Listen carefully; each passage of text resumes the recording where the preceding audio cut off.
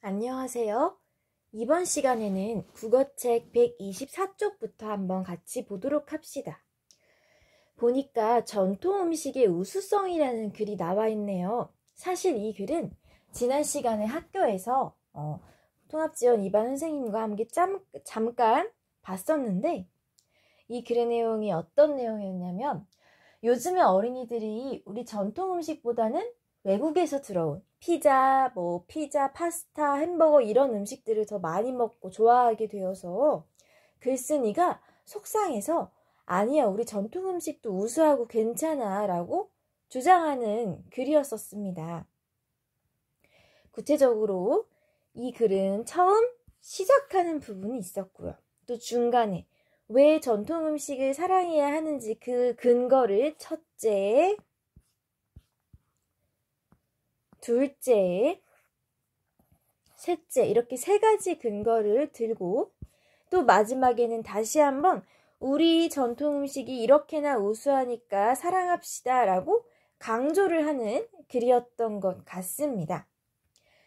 길지 않은 글이니까요. 우리 친구들이 다시 한번 쭉쭉 읽어보고 어떤 문제를 해결할 거냐면 글을 쭉 읽어보고 127쪽에 있는 이 가운데 표를 한번 채워봅시다.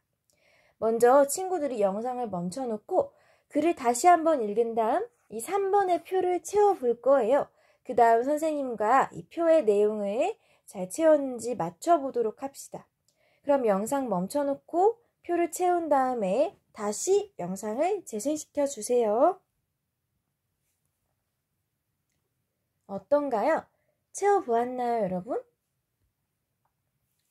이 글의 처음 부분, 첫 번째 문단에서는 우리 전통 음식을 사랑합시다 라고 되어 있었는데 한번 선생님도 앞에 넘어가서 볼게요. 첫 번째 1번 부분에 마지막에 보면 우리 전통 음식을 사랑합시다. 왜 우리 전통 음식을 사랑해야 할까요? 이렇게 글쓴이가 이 전체의 글을 통해서 하고 싶은 말이 속마음이 나오고 있습니다. 이 앞부분은 왜 자기가 이런 글을 쓰게 되었는지, 자기가 왜 속상했고 왜 사람들에게 전통 음식을 먹자고 주장하게 되었는지 자세한 이야기가 나와 있고, 그래서 하고 싶은 말은 이거죠. 여러분, 우리 전통 음식 좀 사랑합시다. 글쓴이는 이 말이 하고 싶었던 거예요. 그래서 이 첫 번째 문단의 중심 내용은 전통 음식을 사랑합시다가 되겠어요.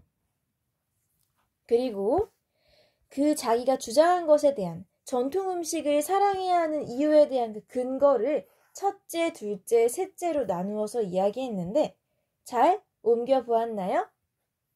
사실 이렇게 첫째, 둘째, 셋째라고 정확하게 표시를 해준 글은 중심 문장을 찾기가 쉬워요. 사실 첫째, 어쩌고 저쩌고, 또 둘째, 어쩌고 저쩌고 이렇게 나와 있는 부분이 보통 중심 문장이거든요. 중심 문장을 찾아서 잘 정리해 봤는지 선생님이랑 맞춰봐요.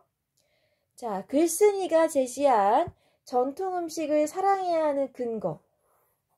첫째, 둘째, 셋째로 각각 적어보면 첫째, 우리 전통 음식은 무엇에 이롭대요? 건강에 이롭다고 했습니다. 실제로도 그래요. 과학적으로 밝혀졌는데 우리 전통 음식 중에서 발효식품이 많기 때문에 소화도 잘 되고 장 운동도 도와서 변비도 잘 안 생긴다고 합니다. 뿐만 아니라 온몸의 그 신진대사, 우리 몸이 따뜻하게 열을 유지하게 해주고 또 우리 몸의 기능이 원활하게 이루어지게 해줘서 아주 건강에 이롭다고 밝혀졌어요. 그래서 글쓴이는 이런 좋은 점을 들어서 전통 음식을 먹자고 주장을 하고 있는 거죠. 자, 그 다음 근거는 뭐였냐면 전통 음식을 먹으면 또 뭐가 좋아요? 계절과 지역에 따라 다양한 맛을 즐길 수 있대요. 자, 계절에 따라 우리 조상님들이 똑같은 김치라고 해도 여름에 먹는 시원한 동치미, 겨울에 푹 익혀서 먹는 묵은지 등등등 계절에 따라서 다양하게 음식을 즐길 수 있도록 했었고, 또 지역에 따라 각 지역에서 나오는 특산물을 이용해서 음식을 개발을 했기 때문에 이렇게 계절과 지역에 따라 다양한 맛을 즐길 수 있다고 했네요. 또 세 번째 근거로는 뭘 찾았어요? 우리 전통 음식에서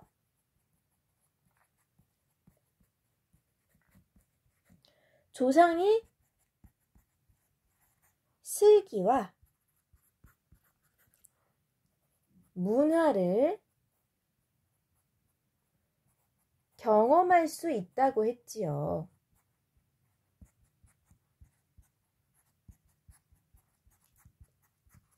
자, 우리가 물론 우리 전통 음식만 먹고 살 수는 없어요. 선생님도 피자, 치킨, 파스타, 돈가스 등등 좋아해요. 그런데 가끔 우리 전통 음식을 한식당에서 이렇게 먹다 보면 와, 우리 조상님들이 진짜 지혜로우시구나. 하다못해 우리가 일상에서 즐겨 마시는 보리차도 아무런 부작용이, 다른 어떤 물보다도 부작용이 제일 거의 없다시피 한 그 물이고, 또 식전에 먹는 따뜻한 죽이라던가 또 음식이 나오는 순서를 살펴보면 우리 건강에 최고로 좋은 걸로 개발을 다 하셨더라고요. 선생님도 한식을 먹을 때마다 우리 조상님들의 슬기와 문화를 경험하고는 합니다. 사실 우리가 매일같이 급식을 먹는데 급식에는 항상 거의 밥, 국, 반찬이 나와서 여러분이 에이 맨날 먹는 게 우리나라 음식인데 하고 별로 좋지 않을 수가 있어요. 그런데 여러분이 나중에 이제 어른이 되어서 맨날 같이 여러 가지 음식을 먹다 보면 가끔 우리 전통 음식이 먹고 싶을 때가 있을 거예요. 알겠죠? 자, 이렇게 글쓴이가 왜 전통 음식을 사랑해야 할까요? 자기 주장에 대한 근거를 총 3가지로 나타냈습니다. 이렇게 나타낸 3가지는 여기 표에 나와 있는 대로 본론이라고 합니다. 본론은요, 글의 전체를 봤을 때 가장 자세하고 많은 내용이 들어가는 부분이에요. 자, 전통 음식을 사랑하자라는 주장에 대해 왜 그렇게 주장하는지에 대한 구체적인 자세한 내용이 등장하는 부분이 바로 본론입니다. 자, 그럼 그 위아래에 있는 걸 한번 볼게요. 자, 서론은 어떤 부분이냐면 서론은 보통 글을 시작하는 부분인데 이 글을 왜 썼는지, 또 자기가 하고 싶은 말이 뭔지, 나의 주장이 처음 등장하는 곳이 서론입니다. 나의 주장은 이러이러해. 나는 이런 이유 때문에 이 글을 썼어. 라고 드러나는 부분이 서론이고요. 그 다음엔 그것에 대한 구체적인 이야기를 본론에서 하고, 자, 마지막에는 결론 단계인데요. 이 결론에서는 자기가 지금까지 했던 이야기들을 정리하고 자기의 주장을 다시 한번 강조합니다. 자, 결국 서론이랑 결론은 비슷한 면이 있는 거예요. 자기 주장을 이야기하니까. 알겠나요? 이 글은 주장하는 글이에요. 논설문이라고 해요. 주장하는 글은 논설문이라고 하는데 이렇듯 논설문은 크게 서론, 본론, 결론으로 나누어져 있고 서론과 결론에는 글쓴이의 주장이 잘 드러나고 본론에는 구체적인 근거가 등장을 합니다. 자, 이 표 중에서 그럼 결론 얼른 선생님이 써볼게요. 여러분도 잘 찾았는지 한번 맞춰보세요. 자, 결론에서 뭐라고 글쓴이가 얘기했냐면 우리 전통 음식의 과학성과 우수성을 알고 우리 전통 음식에 관심을 가지고 사랑하자고 하죠. 사랑해야겠습니다. 자, 전통 음식을 좋아하고 사랑하는데 그냥 아무 이유 없이 사랑하는 게 아니라 왜 사랑해요? 과학성과 우수성이 있어서 우리 건강에도 이롭고 또 계절과 지역에 따라 다양한 맛을 즐길 수 있고 조상님들의 슬기와 문화가 반영되어 있고 이러한 과학성과 우수성이 있기 때문에 이걸 잘 알고 또 관심을 갖고 사랑하자라는 게 이 글의 전체적인 내용이에요. 글쓴이가 하고 싶은 이야기인 거죠. 그럼 여러분 한번 생각해 봅시다. 이 글쓴이가 이 글 전체 서론, 본론, 결론을 통해서 하고 싶은 이야기는 뭐예요? 무엇을 사랑하자? 전통 음식을 사랑하자. 외국 음식 아니고 전통 음식을 사랑하자. 여기다 한번 적어봅시다. 우리 전통 음식을 사랑하자. 사랑합시다라고 적어볼게요. 전통 음식은 어떤 게 있어요? 여러분이 한식을 떠올리면 갈비찜, 또 궁중떡볶이도 있고 김치, 청국장, 된장. 보통 김치가 많이 떠오르죠. 그리고 명절에 먹는 뭐 한과, 약과 이런 것도 다 전통 음식이에요. 계절별로 또 명절 그 특징별로 지역별로 여러 가지 전통 음식이 있는데 사실 사람들이 많이 찾고 즐겨 먹는 음식만 살아남고 이미 사라진 음식들도 많다고 해요.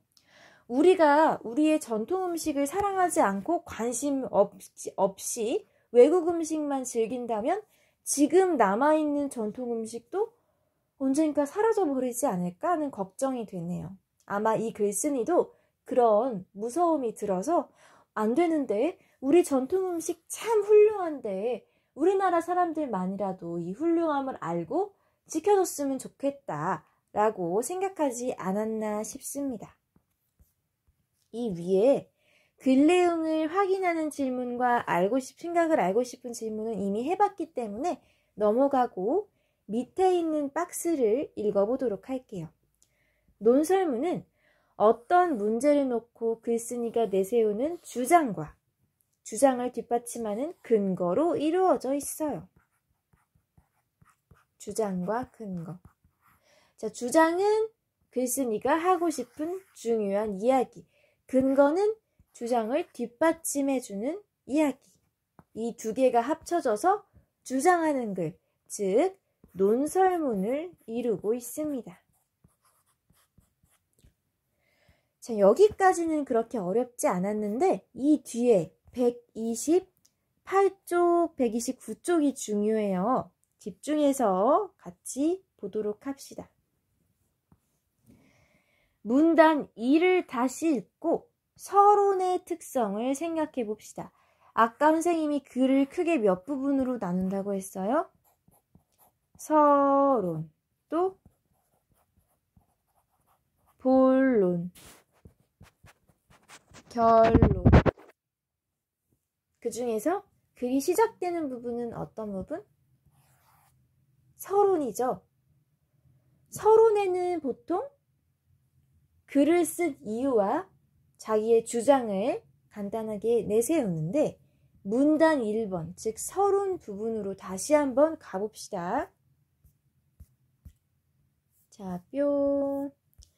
자, 서론은 어딨냐면 여기서 이 부분, 첫 번째 문단이 서론이에요. 자, 이 서론에는 글을 쓴 이유, 즉 문제 상황이 나오고요. 또 글쓴이의 주장, 이 글의 주제가 나오는데 먼저 여기 나타난 문제 상황이 무엇인지 한번 여러분이 찾아봅시다. 밑줄을 쳐도 좋아요. 어떤 문제가 있죠?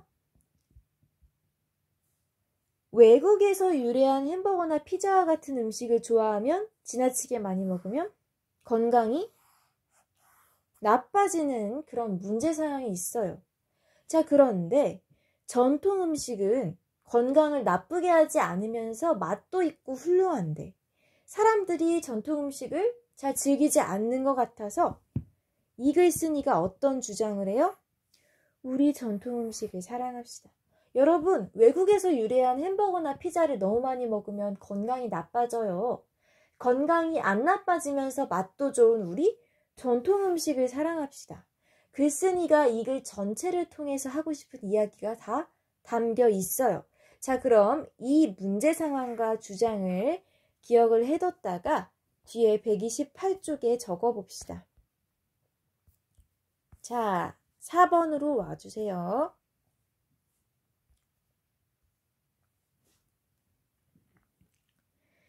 이 글의 서론에서는 어떤 문제 상황을 제시했나요?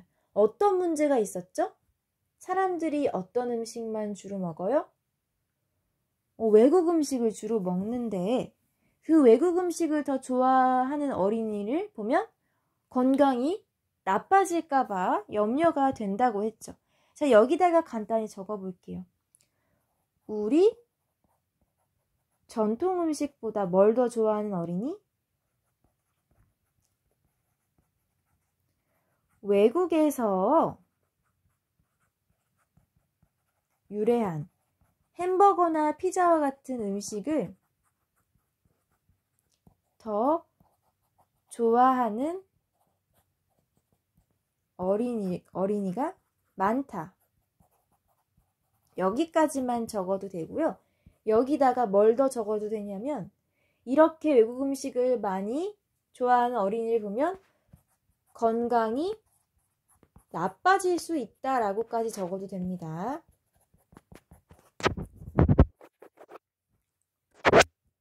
자, 글 쓰는데 시간이 필요한 친구는 영상 멈춰놓고 천천히 적어도 됩니다. 그래서 글쓴이가 이런 문제 상황을 제시하고 주장도 내세웠는데 어떤 주장? 무슨 주장을 했어요? 무엇을 사랑하자고? 우리 전통 음식을 사랑하자는 주장을 했습니다.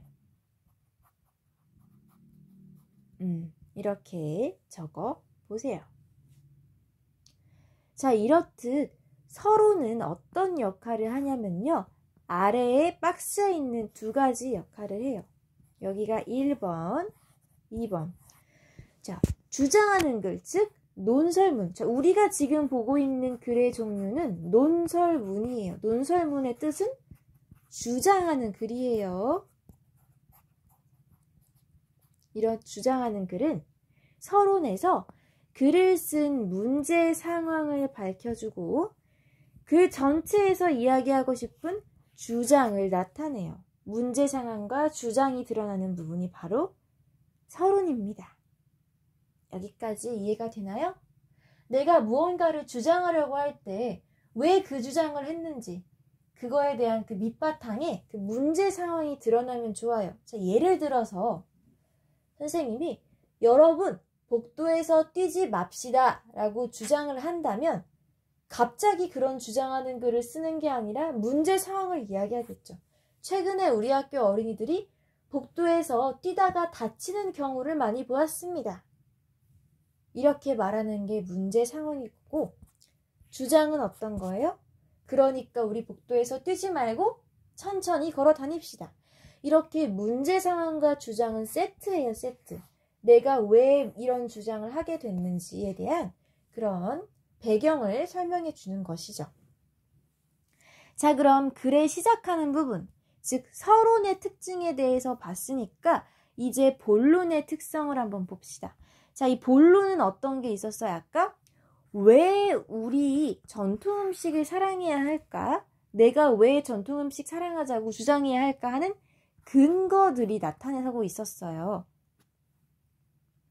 이 본론에는 어떤 특징이 있는지 말풍선의 내용을 읽어봅시다. 자, 먼저 주장을 할 때는 그 주장을 뒷받침해주는 근거가 항상 있어야 한다고 했죠. 내가 아무런 근거 없이 그냥 아무 말로나 주장을 하면 사람들이 설득되지 않을 거예요. 즉, 예를 들어 제가 여러분 복도에서 뛰지 맙시다 이렇게 주장했다고 해보세요. 자, 그런데 이거에 대한 근거로 그냥 저는 뛰는 게 싫으니까요 라고 하면 친구들이 설득이 될까요? 뭐야, 그냥 자기가 싫으니까 뛰지 말자고 하는 거잖아. 에이, 무슨 저런 주장이 다 있어. 설득이 안 될 거예요. 그런데 선생님이 복도에서 뛰지 맙시다 라는 주장에 대해 그 근거를 복도에서 뛰면 발을 헛디뎌서 크게 다칠 수 있습니다. 복도에서 뛰면 날카로운 모서리에 몸이 다쳐서 다칠 수 있습니다. 세 번째, 복도에서 뛰면 다른 수업을 하는 교실의 친구들에게 방해가 됩니다. 자, 이렇게 근거를 적절하게 제시를 하면 아, 이래서 뛰지 말자는 거구나 하고 사람들이 이해하고 설득이 될 거예요. 그래서 주장에는 반드시 근거가 따라와야 되는데 이런 자세한 근거들은 어디에 쓴다? 서론, 본론, 결론 중에서 어디에 쓴다? 본론에 쓰는 거예요. 자세한 근거는. 본론에는 주장을 뒷받침하는 근거가 나와 있습니다. 자, 또 본론의 특징 두 번째를 볼게요. 하나의 주장에 근거가 여러 개 제시되기도 해. 맞는 말이에요. 사실 근거가 적절하기만 하다면 많으면 많을수록 좋습니다. 자기의 주장에 대해 설득력이 생기니까요. 내가 무언가 주장하고 싶은데 제가 왜 그렇게 주장하는지 이유를 여러 가지, 다만 적절한 근거를 댄다면 아, 저렇게나 강력하게 주장을 하고 있구나라고 사람들이 쉽게 설득이 될 것 같아요. 자, 또 본론에는 어떤 특징이 있는지 선생님이 여기에 먼저 글씨로 적은 다음에 읽어주도록 할게요. 여러분도 따라서 적어보세요.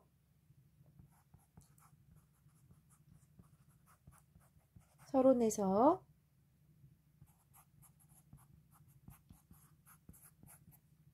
글쓴이가 제시한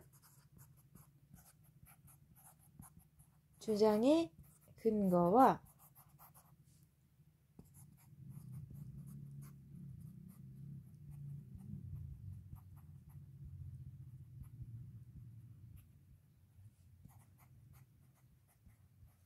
내용을 제시합니다. 자, 이렇게 적어봤어요. 여러분 천천히 따라서 적어보세요.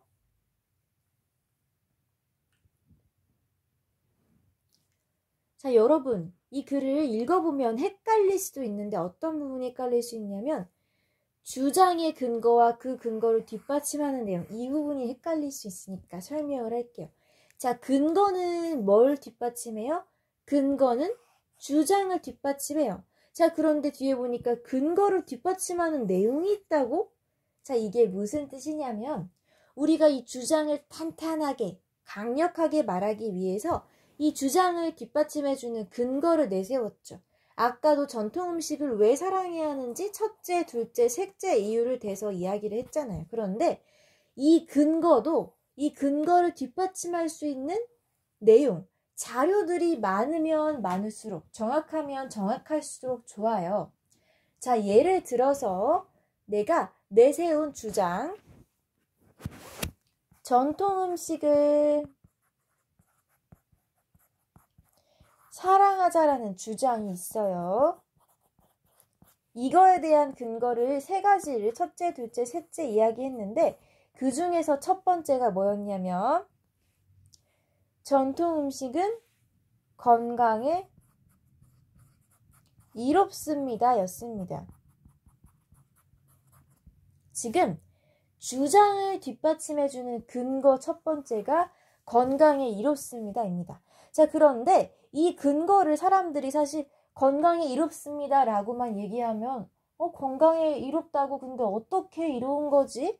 하고 자세한 내용을 몰라서 궁금해하거나 공감을 못할 수도 있어요. 그래서 근거에 대해서도 이 근거를 뒷받침할 수 있는 더 자세한 내용을 쓰면 좋아요. 자, 건강이 어떻게 이롭냐면 김치와 같은 발효식품은 소화도 잘 되고 변비도 막아주고 또 피부에도 도움이 됩니다. 이런 식으로 자세하게 내가 내세운 근거에 대해서도 그 내용을 보충해 줄 수 있다는 겁니다. 자, 그래서 본론에는 주장에 대한 근거도 들어가고 이 근거에 대한 자세한 설명도 들어가서 내용이 좀 많아지는 거예요. 글을 보면 서론, 본론, 결론 중에서 항상 본론이 제일 길어요. 내가 내세운 주장에 대한 그 근거도 써야 되고 각각의 근거를 뒷받침할 수 있는 자세한 내용이나 그 예시도 써주어야 하니까요. 자, 이해가 되나요?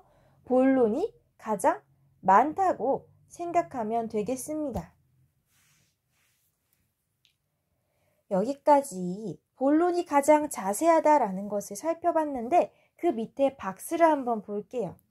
본론은 어떤 역할을 하냐면 첫째, 본론은 서론에서 글쓴이가 제시한 주장의 근거 또 그 근거를 뒷받침하는 내용, 자료라던가 예시를 설명을 해주죠. 또 두 번째 박스, 근거를 뒷받침해주는 내용에는 구체적인 예나 다양한 자료, 방금 선생님이 이야기한 거네요. 건강에 왜 이루어진지, 어떻게 이루어진지, 어떤 연구를 통해 그게 밝혀졌는지 자세하면 자세할수록 정확하면 정확할수록 자기의 주장을 탄탄하게 만드는데 도움이 됩니다. 자, 여기까지 공부한 친구들 잠깐 기지개 쭉 펴고 물 마시고 싶은 친구 물 잠깐 마시고 오고 마지막 페이지 129쪽으로 넘어갈게요. 자, 마지막입니다, 여러분. 결론이에요. 자, 결론이 아까 어떤 부분이었죠? 논설문. 주장하는 글은 크게 세 부분으로 나눠져 있는데 서론, 본론, 결론이 있었죠. 서론은 시작하는 부분이라서 나의 주장, 또 이 주장을 이야기하게 된 문제의 상황이 나타났고요. 본론은 내 주장에 대한 근거와 이 근거를 뒷받침해 줄 수 있는 내용, 근거의 예시라던가 이 근거의 자료라던가 하는 것들이 많이 들어가서 가장 길었고요. 결론은 가장 마지막이었어요. 글의 마지막 부분이니까 당연히 지금까지의 내용을 정리해 주겠죠. 또 나의 주장을 다시 한번 강조해 줄 겁니다. 내가 하고 싶은 얘기는 그래서 이런 거였어. 너네들 내 말 들어줘. 라고 다시 한번 강조하는 거예요. 자, 이 결론까지 이해를 완벽하게 해야 우리가 글, 논설문이라는 그 글 정확하게 이야기하는 겁니다. 그러면 이 결론에 어떤 내용이 들어가는지, 결론은 어떤 역할을 하는지 선생님이 적어줄 테니까 여러분도 교과서에 따라서 적어봅시다. 자, 이 결론, 논설문에서의 결론은요. 글의 내용을 정리하거나 요약하기도 하고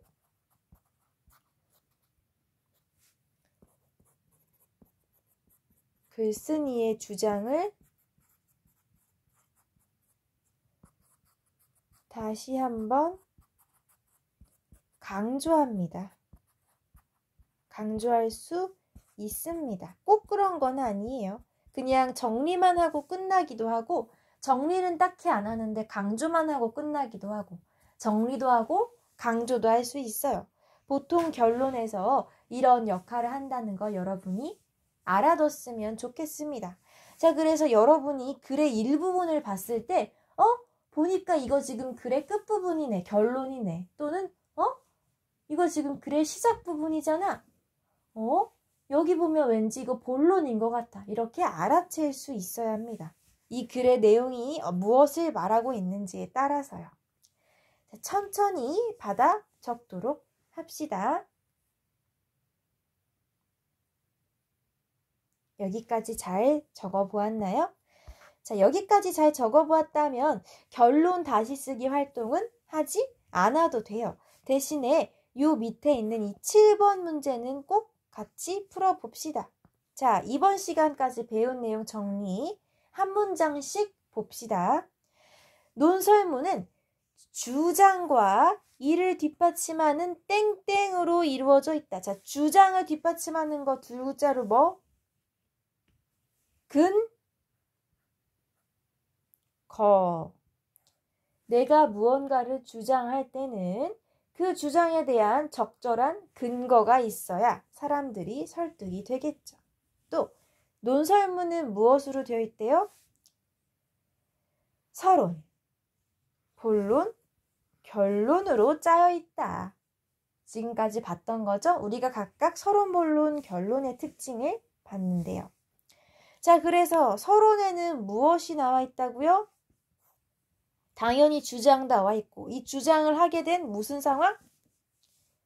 글을 쓴 문, 제, 상, 황, 그리고 글쓴이의 주장이 드러나 있습니다. 본론에서는요, 이 글쓴이의 주장에 대한 적절한 근거들이 여러 가지면 여러 가지일수록, 정확하면 정확할수록 좋고, 이 근거를 뒷받침하는 내용, 여러 가지 예시라던가 자료들이 포함되겠죠. 자, 마지막으로 결론에서는 글의 내용을 요약하기도 하고 글쓴이의 주장을 다시 한번 강조할 수 있습니다. 자기가 꼭 하고 싶었던 말이 있어서 주장하는 글을 쓴 거잖아요. 그러니까 글쓴이의 주장을 다시 한번 강조할 수 있는 겁니다. 우리가 이번 시간에 주장하는 글, 즉 논설문에 대해서 공부를 해보았는데요. 이 논설문의 서론, 본론, 결론의 특징을 다시 한번 생각하면서 이번 시간 마쳤으면 좋겠습니다. 그럼 선생님은 다음 시간에도 밝은 모습으로 여러분 만나러 돌아올게요. 오늘 공부한 내용 중에 혹시 내가 빠뜨린 부분이 있는지 확인하고 정리하도록 해요.